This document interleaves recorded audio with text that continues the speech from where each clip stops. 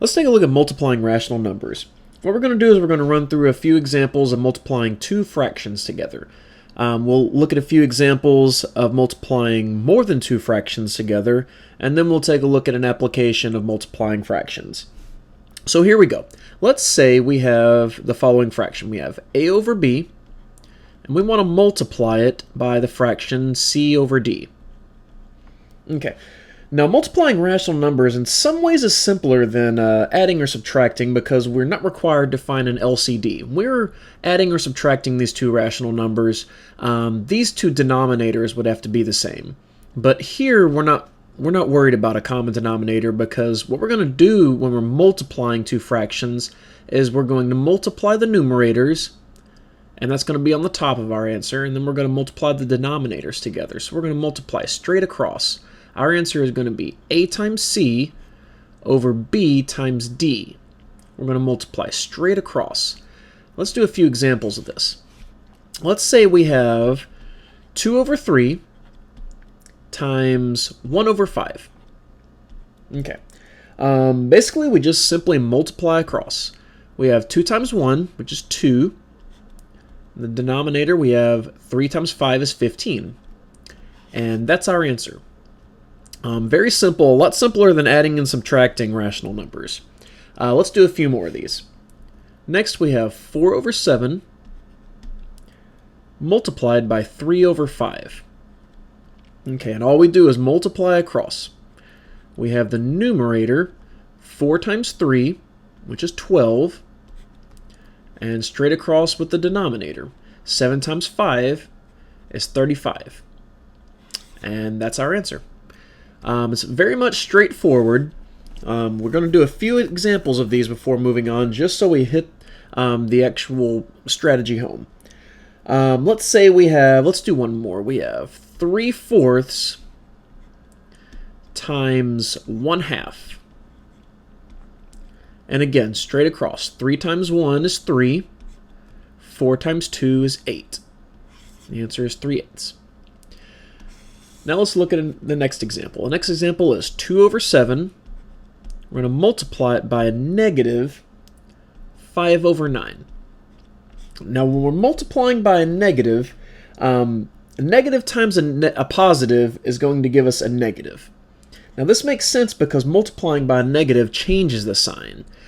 So when we multiply a positive and a negative, we're going to get a negative.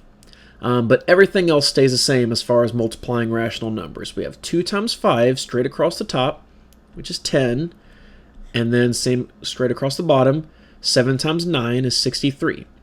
Our answer is a negative 10 over 63. We always have to watch our signs, especially when we're multiplying. Let's do another one of these examples. Next we have minus 4 over 5 times a minus 3 over 4. Minus 3 over 4. Now here we're multiplying two negatives together. A negative times a negative equals a positive. You may have heard the term double negative in grammar school. The same applies in mathematics. Two negatives, actually, what they do is they cancel out to make a positive. I like canceling these negatives out and multiplying two positives because multiplying two positives and multiplying two negatives both will give you the same positive answer. Okay, so we cancel these two minus signs out and we simply multiply straight across. We have 4 times 3, which is 12, and 5 times 4, which is 20. So we have a positive 12 over 20. Now, once again, when we're dealing with rational numbers, we always want to make sure we write our answer in simplest form. Both these terms have a factor of 4 that we can pull out, so the lowest term of this answer is going to be 3 over 5. A positive 3 over 5. So, just to make this clear, a positive times a negative will give us a negative. A negative times a negative will give us a positive, just like a positive times a positive gives us a positive. Let's do a few more of these so we really hit this home. Let's say we have 1 over 3 times 2 over 5 times 3 over 7. Okay, here we have three fractions, so this is going to take a few steps. When multiplying more than two fractions, we deal with two at a time from left to right. These two aren't any, there's no particular order to do it, but I like to work from left to right so we don't miss any fractions here. So let's start off by multiplying these two fractions here.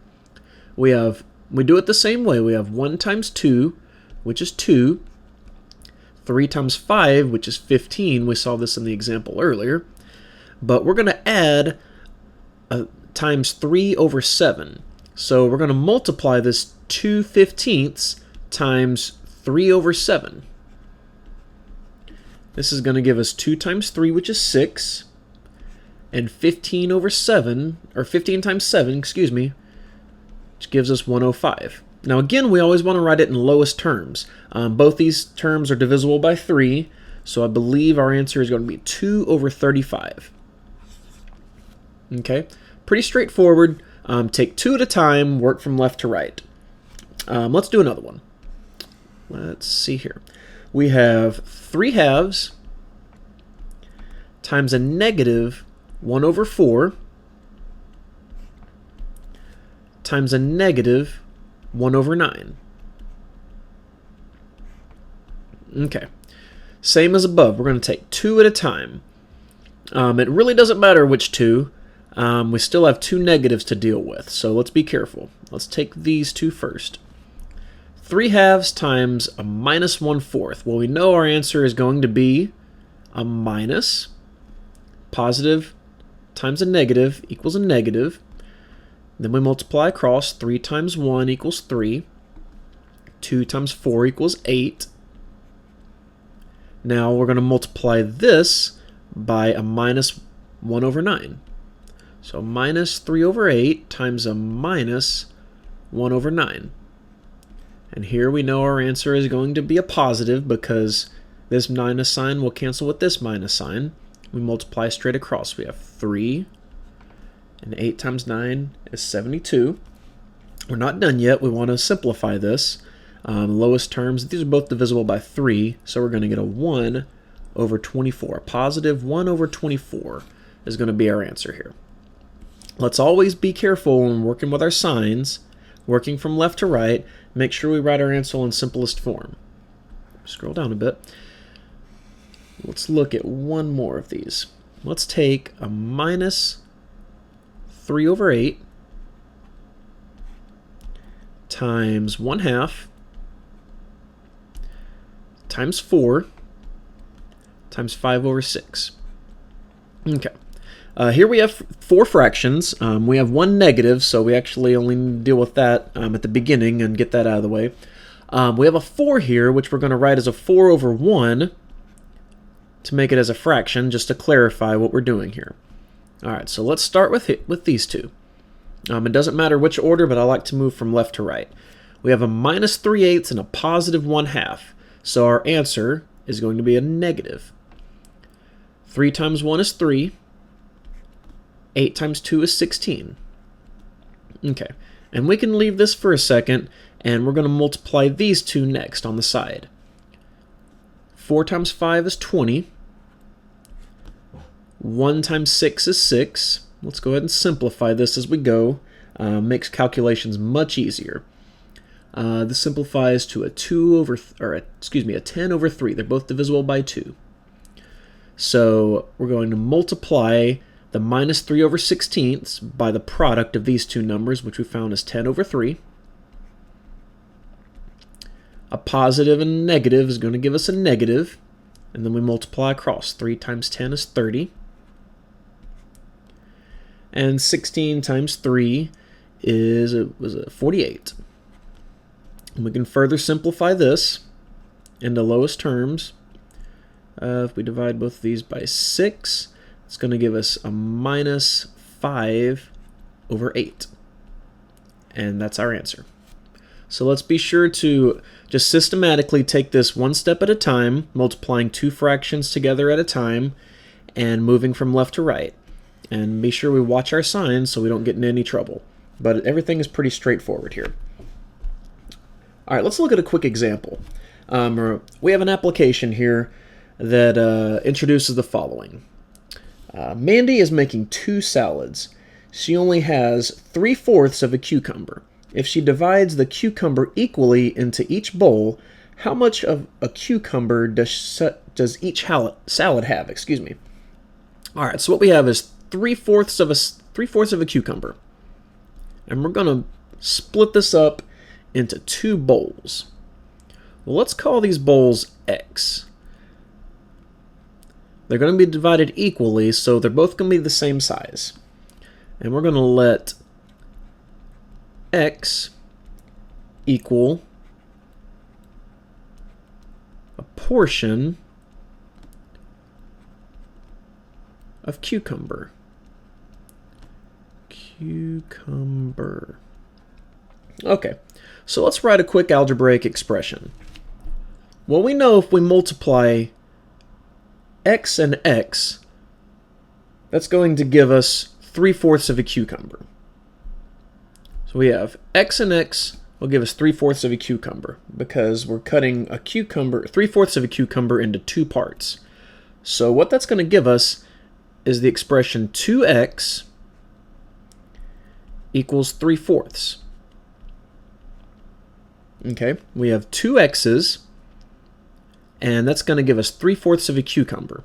So we set up a little quick equation here, and we're going to solve for x. What we're going to do is we're going to divide by 2. Basically, dividing by 2 is the same thing as multiplying by 1/2. So this 2 cancels with this 2, and we're going to have 3/4 multiplied by 1/2.